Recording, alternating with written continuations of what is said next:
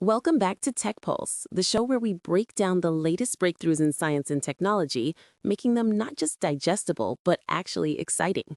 I'm Zaper. And I'm Puck. Always curious, always asking the questions you might be thinking. But don't worry, I'll ask them out loud. Quick reminder, if you're listening on Spotify, Apple, or YouTube, hit that follow button. It helps you stay ahead of the curve and, honestly, keeps us caffeinated. Yeah, we need the coffee fund alive. All right, let's dive in. Today's headline, quantum computers may be wrong, and that could impact your money, health, and online security. Wait, wrong? I thought quantum computers were supposed to be these flawless, futuristic machines smarter than anything we've ever built. That's the hype, but the reality, not so simple. A team at Swinburne University of Technology found that some quantum systems give answers that don't match what they're supposed to produce.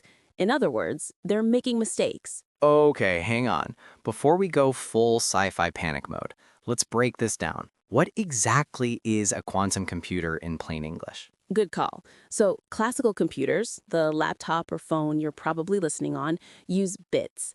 Bits are either 0 or 1.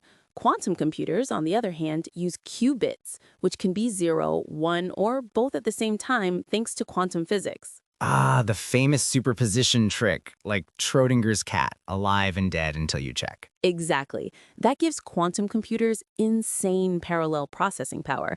They're theoretically able to solve problems in seconds that would take classical supercomputers thousands, maybe millions of years. So where does the wrong answers bit come in? That's where this study comes in.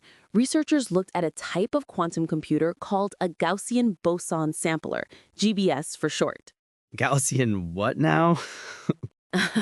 Okay, Boson Sampler is basically a machine that uses photons, particles of light, to run complex calculations. The Gaussian part is just describing the probability patterns they're supposed to follow. So instead of electricity, they're literally crunching numbers with light beams. Yep, and it's designed to solve problems so hard that even the best supercomputers would need thousands, maybe millions of years.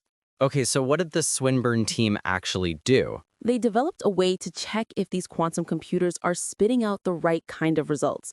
Normally, you can't double-check quantum answers because the whole point is they solve problems too complex for classical machines. Like asking a student to show their work, except this student's homework would take humanity 9,000 years to grade. Perfect analogy. But these researchers found a shortcut. They created validation methods using something called positive P phase space simulations. Hold up, jargon alert. Translate. Okay, basically they used clever math to analyze patterns in the output, probability distributions. And the genius part, they could do this on an ordinary laptop in just a few minutes.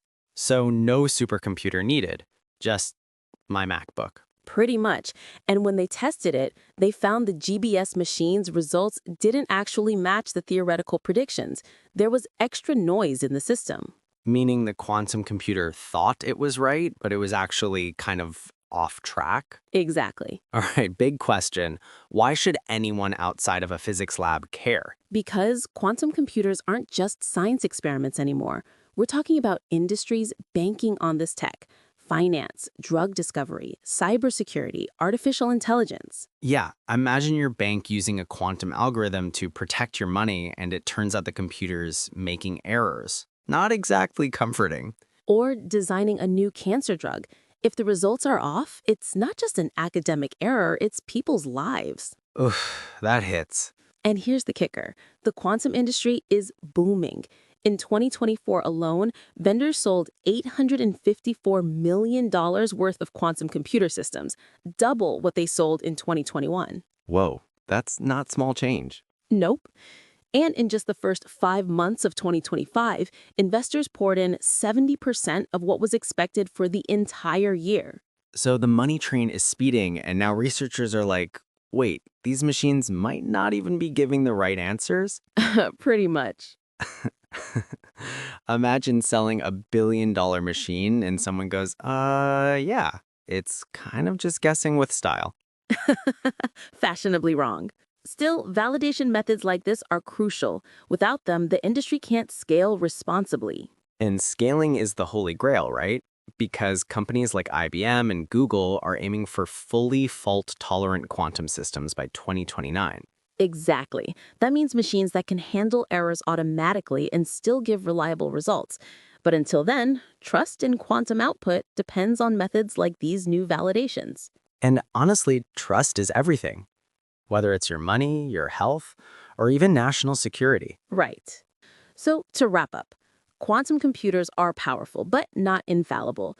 The work at Swinburne is a reminder that hype needs guardrails, validation tools to keep it on track.